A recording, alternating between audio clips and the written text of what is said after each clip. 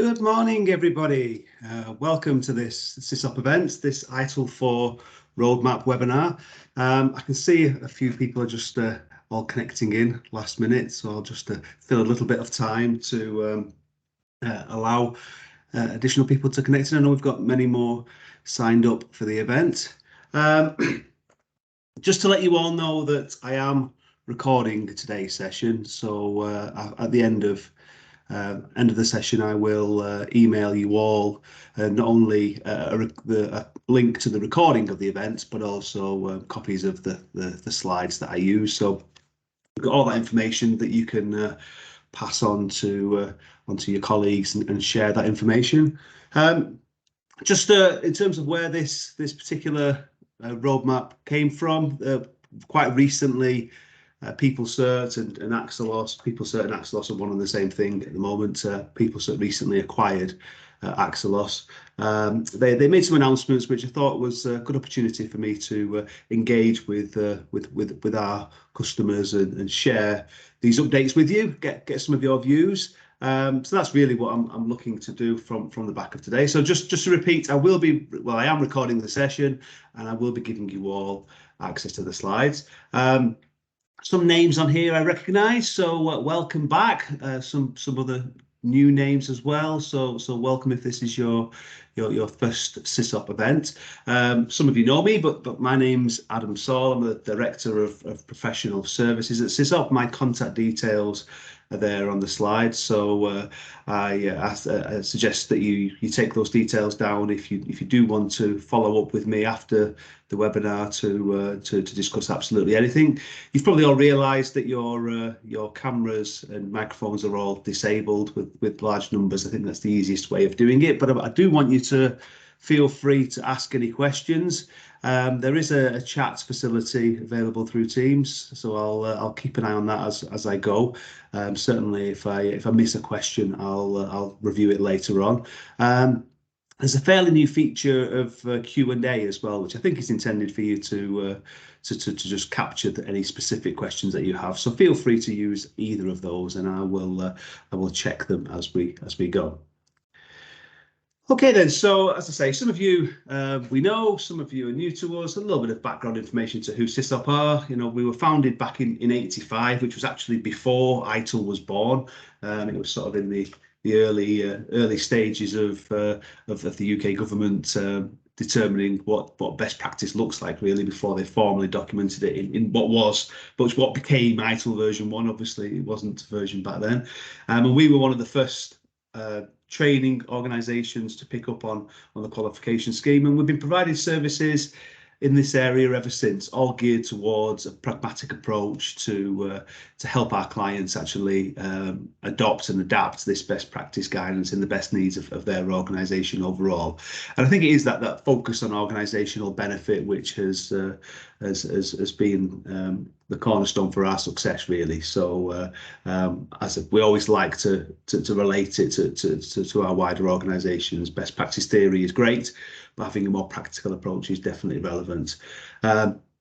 Always serves as a timely reminder to me. I really should update my photograph for these sessions, but that's me, and a bit of background to myself. These days, I find myself effectively the managing director of Sysop, really, providing all sorts of things, whether it's from a sales and marketing capacity, but all the way through to providing consultancy and training services. And I am actually our ITIL4 product lead, having developed all of our course content. And I'm particularly passionate about service management, and I know some of you guys are as well. So it'd be interesting to sort of see what qualifications we have as a group. Just because I like to do a little bit of interaction, let's see if I can launch this poll, which just gives me initial capture of the qualifications that you guys have from an ITIL perspective. So hopefully you can all see the poll that's just dropped up. If there's anybody who is having an issue with that, then just stick a message in the chat. Let's sort of see what responses we get back.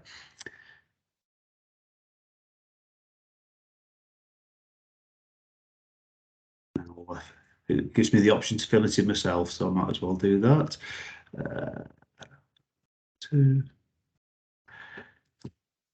So, a few of you, the results are sort of coming through. A few of you have got no ITIL qualifications whatsoever, so this is perhaps all relatively new to you. Fair few have got ITIL4 Foundation, some of them ITIL Foundation previous to ITIL4, and we've got the full spectrum right through to 5 of you who have actually done the ITIL version 2 manager certificate, which I'm sure you remember the painful 2-3 hour written papers that we all had to do back then. So good to see that you're still active in this particular space. Okay, thank you for that. That's really useful information just to see where we're at. Okay, on to today's agenda then. So, as I say, this is all updates brought to us through PeopleCert, our sort of examination institute, and these days PeopleCert own Axelos. So this is kind of the sort of the way that they see ITIL moving in the next 12 months from a content and training perspective. I guess is the best way of framing it, because the training courses is based on ITIL content, but there's some interesting developments that I think that we can share today, and perhaps get your views on where we're going with this. So today we're going to look at where are we now with ITIL4, just to sort of recap what the framework is and understand what the existing qualification scheme is, and understand exam arrangements and access to content. Some bits and pieces that not everybody's aware of, so I'll share that with you. We're going to look at ITIL maturity assessment, a service that we're able to help you with here at Sysop, whether it's previous versions of ITIL or ITIL4. Obviously, it depends where your organisation is, really. There's not much point perhaps assessing ITIL4 if you haven't embarked on that journey yet. So we're in a position to help you in other areas. ITIL product map in terms of the training. We're going to look at the extension modules, the draft ITIL4 qualification scheme with some of the things that they've got planned. And we're going to cover off ITIL certification as well, because there's a couple of announcements in that area that you need to be aware of. But as I say, we're looking to get your feedback. We're looking for you to stick anything into the chat facility, and I will cover off any questions as we go through the session overall. Okay. So where are we now with ITIL4 then? So just as a sort of a recap, ITIL4 was announced back at the end of 2018, with the foundation course was launched February 2019, I think. It only feels like yesterday, but obviously everybody's view of time since throughout the pandemic has sort of distorted things somewhat. But that does mean that we're nearly, well, we are 4 years into the initial announcement, so we are starting to see a greater take up in terms of ITIL training generally, certainly from a foundation perspective, and organisations starting to embrace some of these new approaches. ITIL4 does, as ITIL always has done, documents how to do service management. And as I've indicated, it's owned by PeopleCert these days, who recently acquired Axelos. So if you not that's news to you, you might be aware of PeopleCert as being the examination institute. Well, they've now bought the whole best practice portfolio that Axelos owned, including things like Prince2 and PPM, has all come under the ownership of PeopleCert now. ITIL4 has been adopted worldwide, and this update really was to reflect that we're in the fourth industrial revolution. This slide is kind of giving you a demonstration that this term fourth industrial revolution is kind of recognizing that technological developments are such at the moment that it's a point in time where those developments are significantly changing the way that we live our lives, and the way that we do business. We're in this digital economy. So ITIL4 was updated to 4 to kind of recognise that changing world, to recognise different ways of working, to recognise that businesses want things faster, better, cheaper these days, and being more aligned to other ways of working, such as agile, DevOps, and Lean was quite key. So that was really the emphasis behind the update. And if you was to ask me to sort of capture what ITIL4 is on one slide, then it would be this one here, the service value system. So I'm not here to sort of teach you what ITIL4 is, but just to sort of demonstrate that this service value system is really indicative of this end-to-end journey, where we're recognizing opportunities and demands through stakeholders, and obviously customer being the key sort of stakeholder, understanding the things that we do as a service provider, which is effectively what's captured within this sort of hexagon here, all should lead to value for all stakeholders ideally, and certainly key stakeholder, if we're thinking of ourselves as an IT service provider, is the customer, making sure that we're optimizing the value that the customers get from our services. So this word value is definitely the key word in ITIL. We've kind of moved on from just service through to making sure that those services lead to value overall. So this service value system encapsulates all of the key concepts within ITIL4, the guiding principles, governance, the service value chain, practices, and continual improvement. But as I say, I think that the main headline really is understanding this end-to-end approach, because I think it plays in nicely to things like perhaps understanding a customer and a user journey, all those interactions that they have with us as an IT service provider in actually in doing stuff for them, and that stuff should ultimately lead to value overall. Let's say this is intended as a sort of an operating model. It's certainly not. It's not an organisational structure, which those of you who have done ITIL previously, ITIL version 3, perhaps will be more familiar with that life cycle approach, where you can structure your organisational capability into those areas. Isn't quite the same, but it is there to make sure that value is realised through the use and management of our products and services, and everything that we do as a service provider is ultimately there to enhance that value for stakeholders overall. That was sort of the key concepts that were introduced through ITIL4, and this is a certification scheme which has been around for a while now, so you might well be very familiar with this. Starting point is always the ITIL Foundation course, which these days is available e-learning, virtually, classroom-based, 3-day training course, geared towards giving you a flavour of what ITIL is, giving you that foundation level understanding. From there are these advanced modules which perfectly map onto the publications within the ITIL framework. So create, deliver and support, drive stakeholder value, high velocity IT, direct, plan and improve, and digital and IT strategy. And this, just because it isn't always obvious, these two blue elements here, the ITIL Managing Professional and ITIL Strategic Leader, this is indicating qualifications. So that's why Direct, Plan and Improve appears twice on here, because it contributes to both the ITIL Managing Professional qualification, which if you have all of these modules, that's what you would be, or it also contributes towards the ITIL Strategic Leader qualification. If you have the foundation and these two elements, then you would have this qualification as well.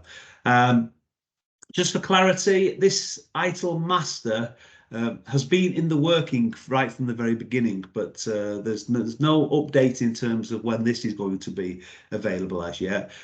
Just for clarity, because it does sometimes cause confusion, it isn't that if you are a managing professional and a strategic leader that you are an ITIL Master.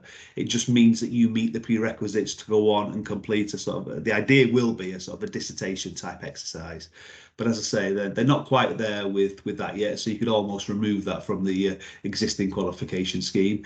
And one thing that has been removed just over here, those of you who have done ITIL version 3 expert or perhaps most of the other modules, you might have done this already, that this was a bridging course. It's sort of a transition where you didn't need to complete any of these modules, or basically this was a 5-day course which covered foundation and each of these elements, kind of a shortcut route to actually get you to manage professional without you having to go through all of the full 3-day training courses. This option has now been retired, so ultimately we have, if you remove that from the equation, everything else that's here, other than the stuff that I'm about to introduce in terms of new qualifications that are coming down the line. So starting with a couple of modules which are available now. These were announced sort of last year, really. And effectively, what these two qualifications, so there's both ITIL4 specialist modules, and I'll demonstrate later on where they fit in the qualification scheme. One about acquiring and managing cloud services. I mean, of course, I think it is fair to say that every IT service provider these days is becoming increasingly dependent on cloud services provided via third parties. So managing those relationships, managing their service management capability in that environment it can be a tricky one. So having a qualification scheme all geared towards advice and guidance in that particular area, I think is something of value. It's good to some important points to pick out in terms of target audience. I mean, like all of these modules, any sort of service management professional should be interested in each of these aspects, because they all give us a different flavour of ITIL and service management generally. But certainly cloud architects, cloud consultants, looking at how we can leverage our cloud arrangements from a strategic level is something that we should be looking to understand as well. I should point out both of these qualifications, there is no prerequisite for them. So all the other modules I'm going to cover do require that you at least have the ITIL Foundation certificate, whereas for these particular ones, the idea is that they do cover some elements of the foundation content. So you don't need that knowledge to go on and do these courses themselves. So I think that's a good barrier, a barrier block knocked down to actually get you through this. So if you are interested in these areas and you haven't got a foundation certificate, that's not a problem. You can do that. The acquiring and managing cloud services comes with a 90-minute exam, multiple choice, 40 questions, and you need to score 26 out of 40 to pass. The other course is sustainability in digital and IT, and increasingly, of course, every organisation is the expectations are such that we're demonstrating a commitment to sustainability, and IT, well, digital and IT is no different. So this module is all geared towards looking at those challenges and coming up with approaches and tactics that can help us in those areas. So there's examples of the target audience that may be interested in this. Certainly those with a steer in terms of sustainability, this will be of great relevance for them. And different from the other module I've just covered, in terms of the assessment on this module, comes through not just a multiple choice exam, but also 4 practical in-course assignments, which is similar to, I don't know whether this has made it onto anybody's radar, but the digital and IT strategy module. I'll just bounce back this one over here.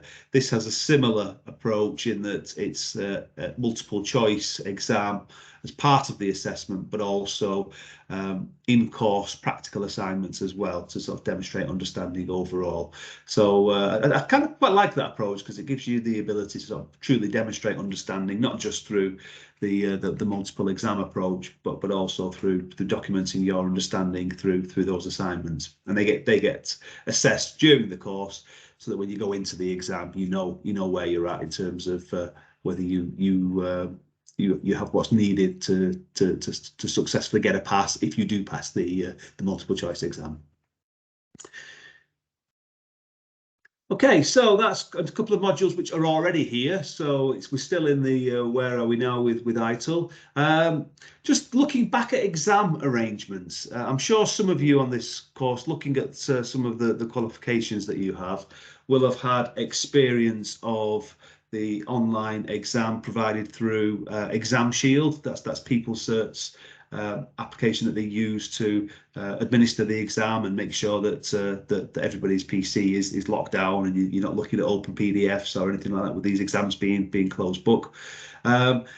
This project has worked reasonably well, but it does have some flaws, and we've sort of seen a few issues generally across our customer base, not just us. Obviously, we're sort of a small part of the PeopleCert's world of training providers. So these issues listed on this slide have become a bit noticeable. Administration has become tricky, and what I mean by that is, so if you were to have a number of your staff going on an ITIL training course, and it's left to them to go away and actually book their exam using the voucher that's provided to them, then centrally administering that is a real nightmare, because you don't know when they've completed the exam. Whereas how it used to be with paper-based exams, at the end of every training course they would do the exam, and we'd know within it was actually got to the point where we'd know within half an hour whether they've successfully passed or not. So that's become difficult. There are issues with the app and security policies, sort of corporate security policies blocking the installation or the usage of some of the functionality. And it's got to the point where the general recommendation is that you use a corporate personal device rather than a corporate device to perhaps try and avoid that. So that's something that's been continually being worked upon to improve this Exam Shield software. So don't let me leave you with the impression that they're giving up on this. They're always looking to improve it. Other elements, delegates are leaving it too long until they take the exam, and this is a real challenge for us. We're finding that despite us strongly advising that students book their exam within the first week or two of actually sitting the course, quite often they leave it much longer than that, which means that their chances of passing the exam drops significantly through that delay. So we don't want that. And actually, even worse than that, sometimes we get to the point where exam vouchers are actually expired without them actually being used. So they have 12 months life cycle, these exam vouchers. So it should be realistic that the exam vouchers are used, but often is the case that they're not being utilised. So that's something that's a concern. So I'm actually quite pleased with the announcement that, which is where this is all leading to, paper-based exams will return in the new year. Now, that's not instead of the online exams. Obviously, we're all in a world these days with e-learning and virtual training where the exam voucher approach is a valid one. But if you are embarking on training where it's an in-house training course, then the exam will be provided at the end of the course through a paper format, which means that all those issues that I've just mentioned won't present themselves. So for comment there, somebody who's just sort of indicating that they did a 3-day course, the exam on the Friday. Yeah, if you leave it any longer, I do think that you move away from the knowledge that have been gained. And Wendy, thank you for sharing. Yeah, security policies, personally, yeah, it can become tricky. So I think this is a good step moving forwards. I think that giving the option to do the exam at the end of the course through a paper-based route is definitely something which is something worth pursuing. An interesting feedback, another Nick again indicating the software was a nightmare. So yeah, these issues are noted, they're acknowledged, and that's one of the reasons why they switched back to paper-based exams as well. And that's hopefully, if you are doing training with us, we do get to see your faces in the classroom again, which is where we're hoping things pick up in that area, and we can provide you with a paper-based exam at that point. Okay. Moving on to access to content then, a few things which kind of fall into this category. First of all, not everybody knows this first point, but from the start of this year, the arrangements it changed in that PeopleCert introduced a policy where, as part of the training, they would include access to the official ITIL ebook for the training course that you're sitting on. So even foundation course, if you attend an ITIL foundation course and you're given access to an exam through that process, which of course you would be, then you are given access to the online version of the book and it's for all of the ITIL qualifications. So you have those official publications as part of the training. So that's one element. So comments, so does that mean that we no longer have the book to take away? So the way that we provide our training courses is that we provide you with a comprehensive student manual, and we actually don't provide you with the official book anyway. We never have. Or actually, that's not true. We did initially, but then we recognised that actually students were just using our student manual. So you will have the slides and the literature that goes with it. The official book is just provided to you as an additional resource. Okay. Some training providers who only give you the official book, they're much more likely just to give you access to the online version rather than the physical one, I would suggest. Okay. So that's the official ebooks. So you need to know that you've got access to those things. And moving on to something which you may or may not be aware of, there is this resource library called My Axelos, of which part of it is My ITIL. And this is an online resource library where it comes with all sorts of useful best practice notes, articles, all sorts of videos, all these valuable resources. The cost of this particular membership program is £62 per year. Anybody who takes an exam, I think it's, well, I'll say ITIL exam, but I think it's kind of more PeopleCert, or rather Axelos exam, so Prince 2, PPM, ITIL. You are given 3 months free access with that purchase. And the main thing that's relevant within this, whilst there are official ITIL publications, the core books, which we just talked about in terms of being available as ebook and physically, there are 34 ITIL practice guides. There are 34 practices in the ITIL framework: incident management, problem management, change enablement, etc., etc. And it's only through this resource where you can access these practice guides. So I think it is a useful thing for you to sort of sign up for. And we were kind of reflecting on this the other day, that £62 per year actually is a relatively low price when you consider that if these practice guides were available off the shelf, if you like, I'm sure that they would sort of come with a price each which was similar to that. I know how these things tend to work. So you might want to consider subscribing to this membership program and getting access to all of those key benefits up there. And the final point on the slide there, so from April 2023, the Axelos / PeopleCert are going to start to introduce, through all the training, that official Axelos course materials is provided to every student. Now, the rationale behind all of this is that there is, and some of you may be able to testify for this, I'm not sure, but there is often a mixed experience from training provider to training provider out there. We're all providing the same subject courses, but sometimes the quality isn't always the same. And I'd like to think that our quality is high, and we add value to the materials that we're provided. But just for clarity, from April 2023, starting with the more popular modules, so ITIL Foundation and Prince 2 Foundation would come into this category from April, that all students will be provided with official Axelos course materials electronically, either instead of the training provider's official materials, or as well as, and for us it will be as well as, so you'll get access to both of those areas. Okay, so that's a change that's coming in the new year. So you'll all be given, students will be given access to the official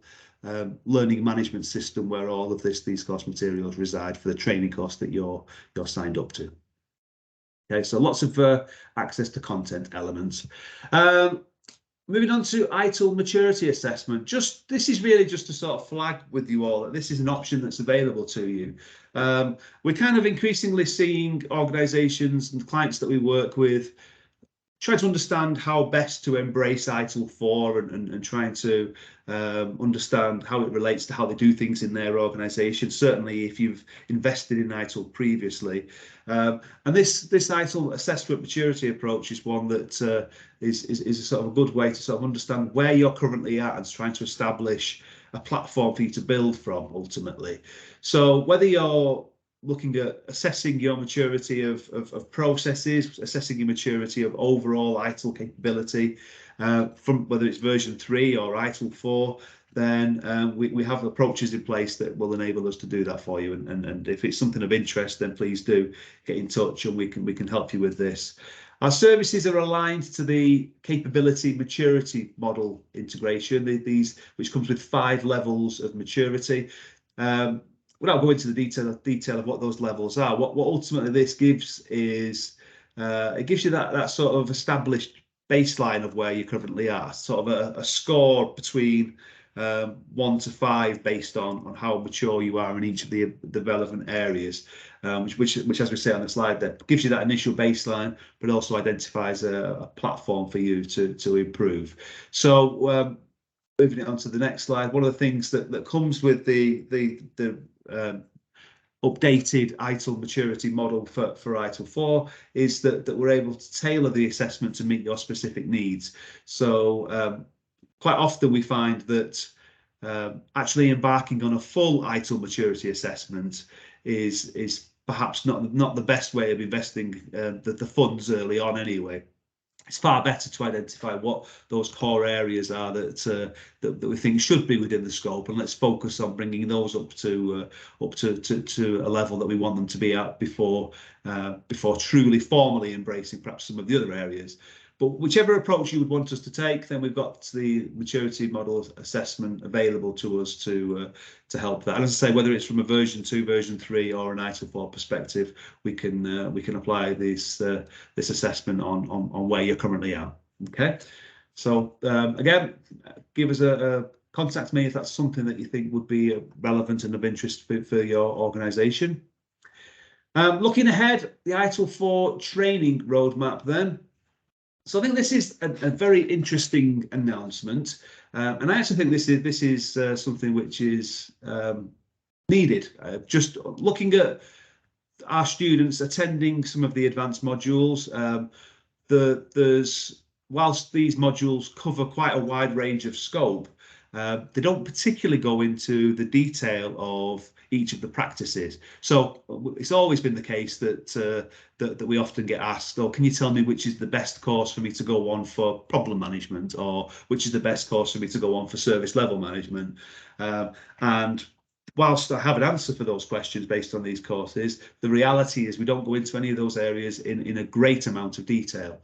So, so this announcement is indicating that there is going to be one-day practice-based certifications, and obviously they're going to start off with the areas that they think are going to be most in demand.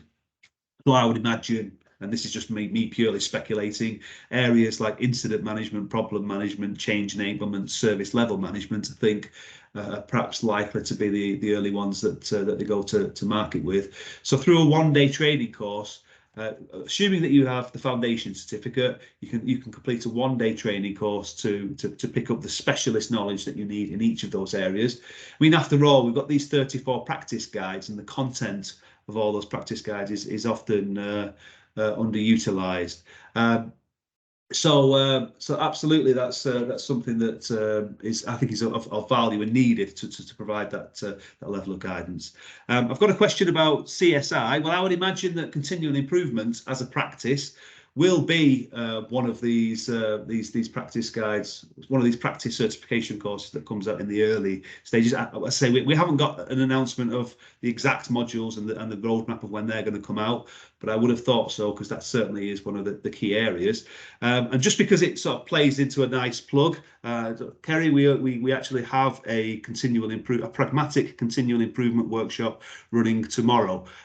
So if that is an area that anybody is interested on the course, then go and have a look on our website, and it does just exactly what these modules are all geared towards. Okay, so that might be something of interest for you. So yeah, so I think this is much needed. Our customers are telling us that a more practical approach is needed. So these single one-day modules are, I think, are good to provide that advanced level of understanding.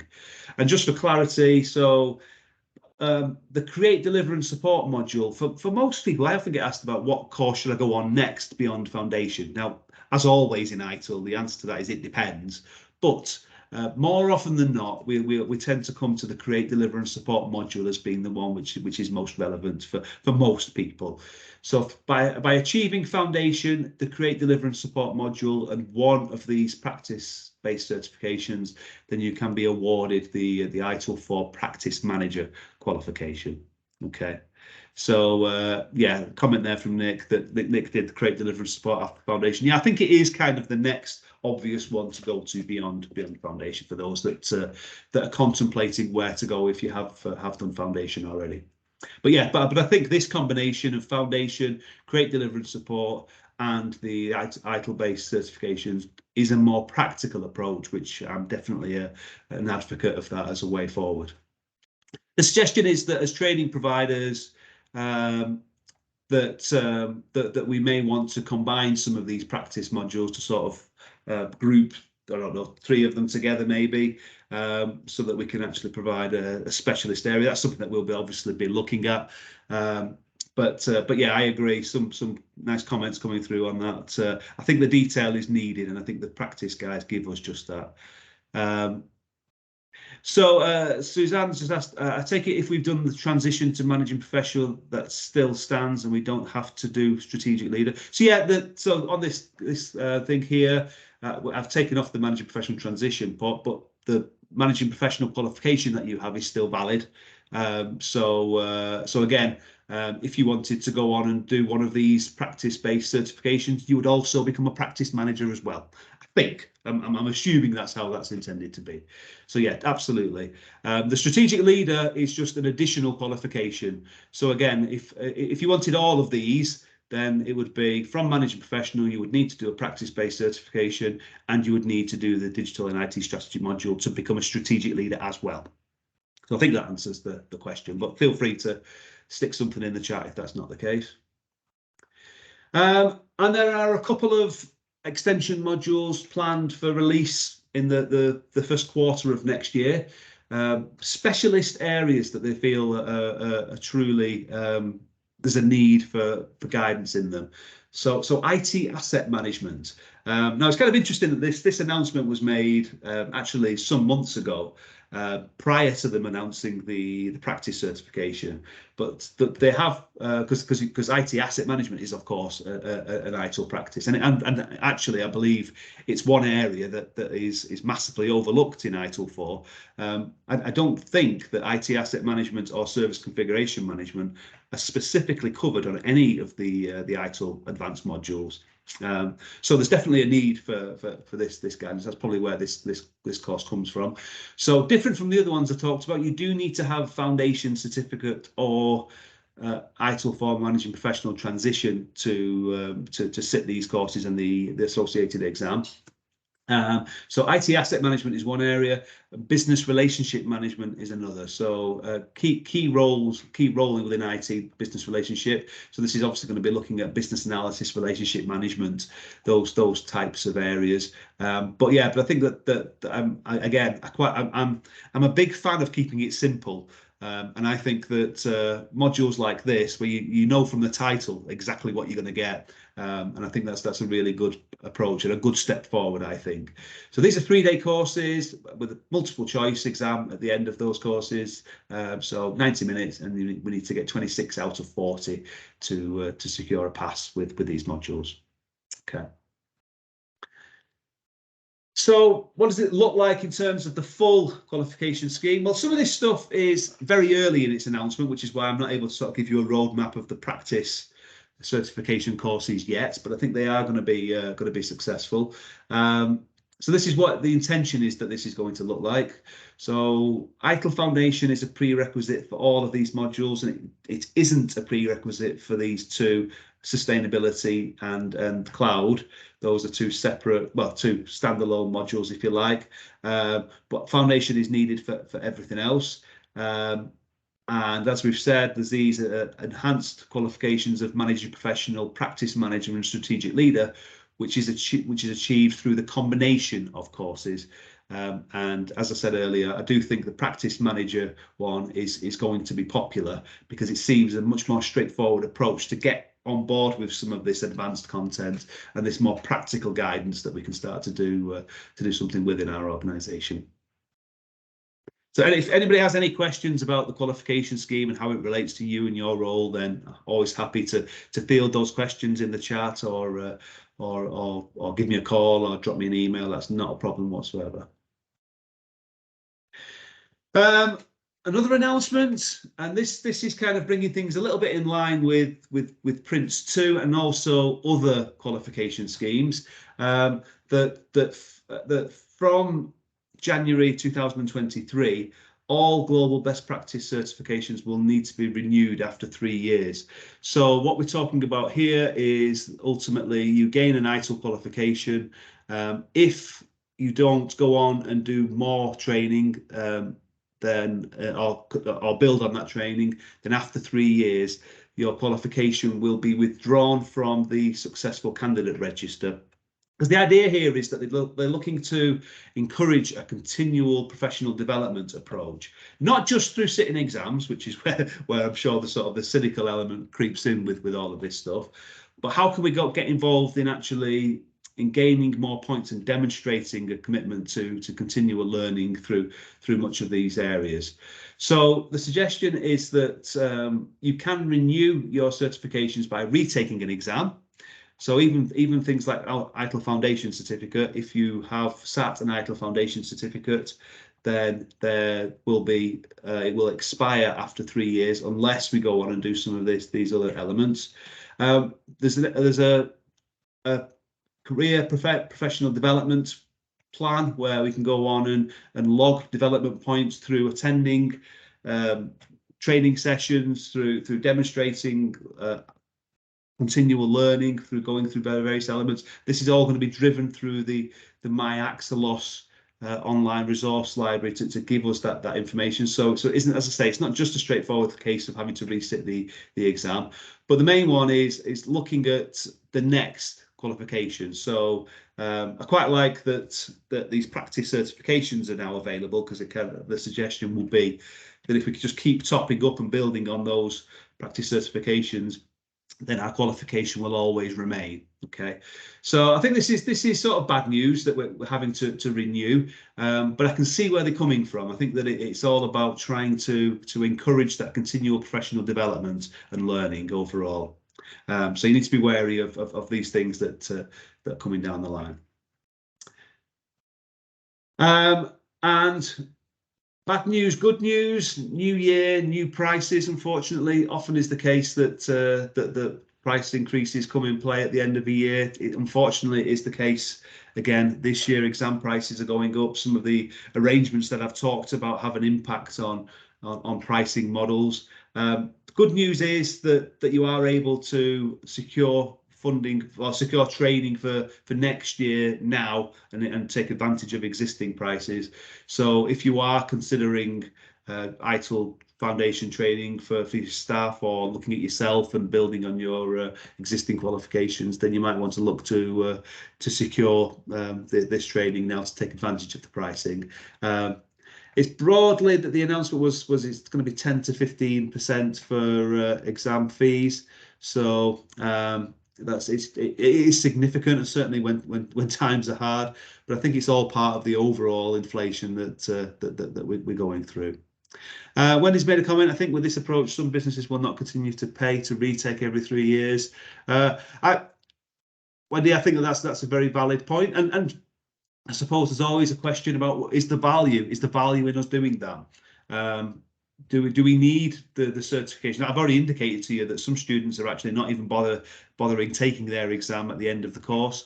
So are they likely to renew after 3 years? Then possibly not. So it is a valid point. Okay, so in summary, just to sort of cover off some of the things that we've gone through, and obviously I'm happy to sort of take further questions. And it's good that we've been having a little dialogue as we've gone, and I've managed to pick up on those things. So the current situation, we've got new ITIL modules available now: acquiring and managing cloud services and sustainability in digital and IT. We've got some additional modules in development: the ITIL4 Practice certifications, IT asset management, and business relationship management. We've got the return of paper-based exams, which I think is a good thing. It means that we can control people sitting the exam, certainly when it's an overall corporate private event. Then we can look to get everybody doing the exam at the same time. There's all this valuable content out there which is available for you to explore, and of course the ITIL maturity assessment is available as an option for you. Just as predicted, I'm just sort of casting an eye over the comments on the exam fees and increasing in price. This is all good stuff for me to feed back to PeopleCert, and I'm always happy to do that. It does bring into play the question of do we need to recertify for our staff? Is it something that's of value to us? And obviously, we're always happy to talk to you about other ways of working with you to help improve the way that you do things.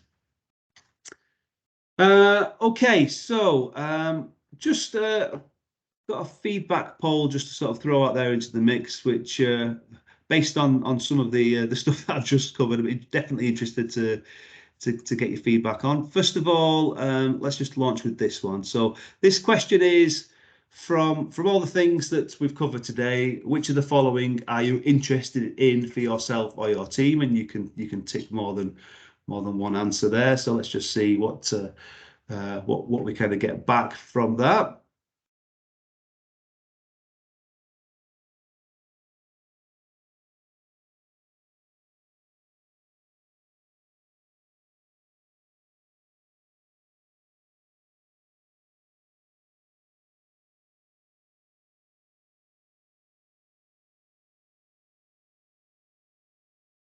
So hopefully you are able to submit your responses to that. Now I'm getting some through.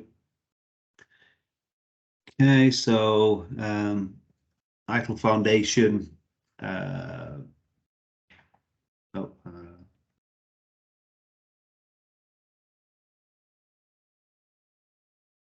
See what else is coming through. There we go. Getting used to this polling, I've just realised that I've got to submit mine before I can see any responses. So that's not quite ideal, but that's fine. I can see what we've got there. Okay, so ITIL Foundation. So good chunk of you interested in the practice certifications. I do think that is a good step in the right direction. Some advanced modules, ITAM, business relationship management. Okay, that's interesting. It gives me a good view of potential in each of those areas. And a little poll just to sort of put out there, which I think is again based on some of the comments that we've just had. So based on what we've covered today, score how likely your organisation is to invest in ITIL in the next 12 months. 1, much less likely, or 5, much more likely, and obviously the ones in between. So really, I'm just sort of getting you to sort of say, so with these announcements that I've taken you through today, do you feel that you're more likely or less likely to invest in ITIL? Really, that's what I'm looking for. Given I've got to submit a response, I'll go for 3 out of 5. Let's see what everybody else comes up with.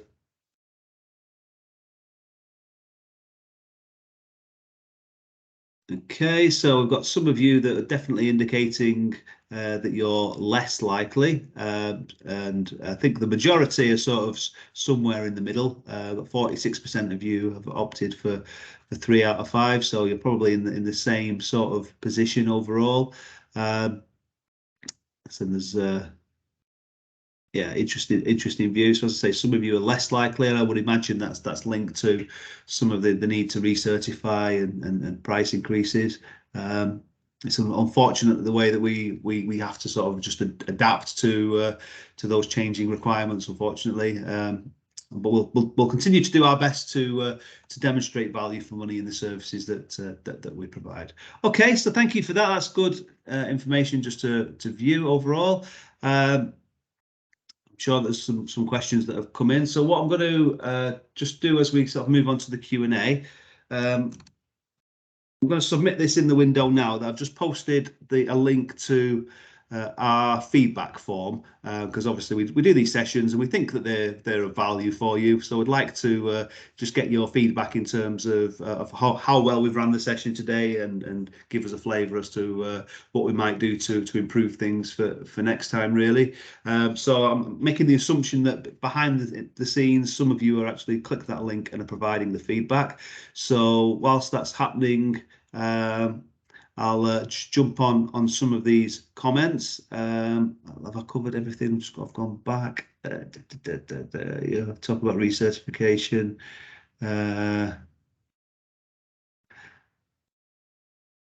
So Ryan has asked about the managing professional qualification. That's a good question, actually, and I've got to be honest, I'm not sure. But presumably, Ryan, you achieved that through the transition module, because that isn't. You're right. It isn't an exam that you have to resit. So I do feel that there's. Well, I certainly don't have all the answers as to how that certification is going to apply, but I will go away and ask that specific question, Ryan, because you're right.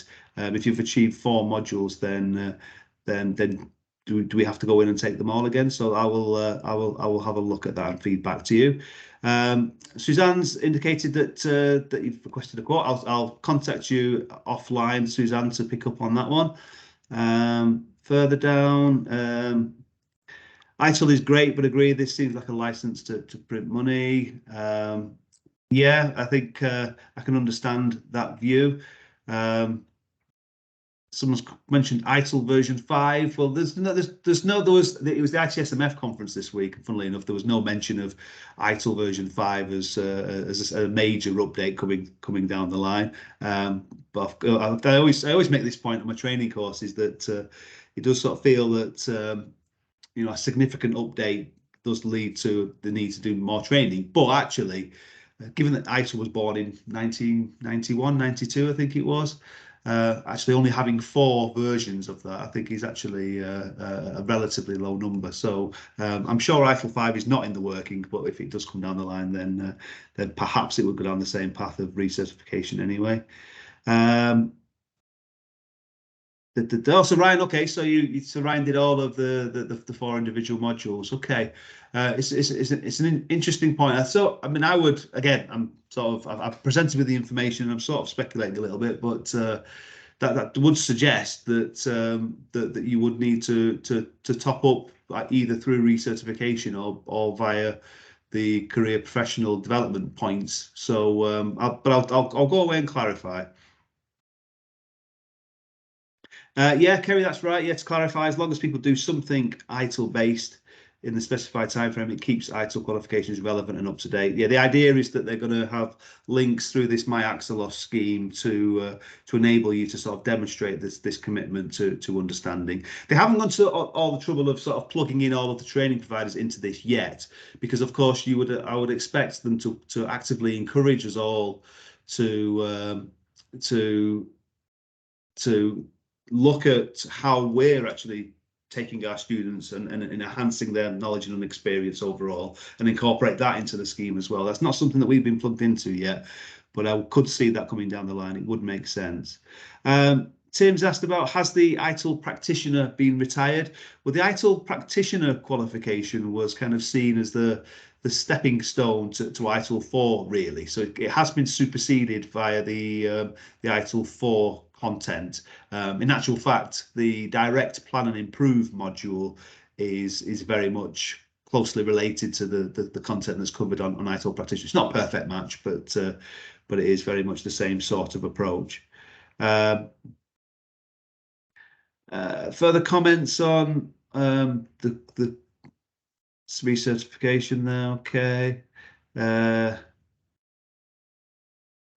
Nick kind of indicating, of course, to keep the certification valid, the experience is still 62. So yeah, that's a valid point. You know, the membership scheme is £62 per year, which gives you access to the resources that I've been referring to. And yeah, over a 3-year period, that is a significant cost. So it is something that you need to be aware of. Okay, guys, I'm sort of wrapping up there. I'm more than happy for you to keep fielding questions on board. I'll just as a sort of, I know that some people tend to just sort of disappear when they finish.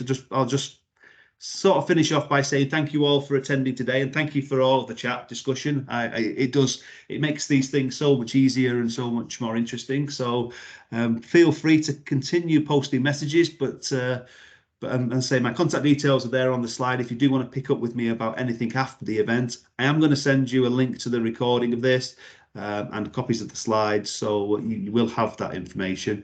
But so if you need to disappear now, that's absolutely fine. If any of you want to stay on and ask some questions, then I'm more than happy to field them. All right. So those of you that are disappearing, thank you. Take care and see you again. The practice courses, good question, Suzanne. So when will they be announced? I think that they're likely to announce them in Q1 2023. I would expect that they will start to release them more like Q2, Q3 next year. Nick, thank you for feedback on the session overall. Yeah, and recertification, I think I can understand the negative view of that. So apologies for that, I guess. But yeah, you need to know. You all need to know. Any further questions, guys?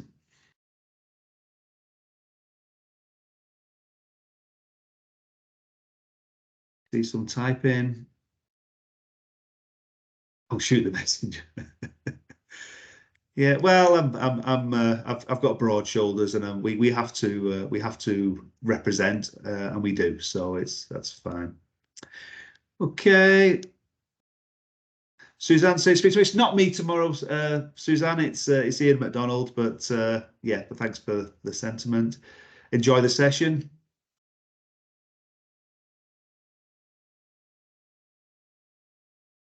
Okay, I think that's everybody signing off. So take care, everybody. Goodbye.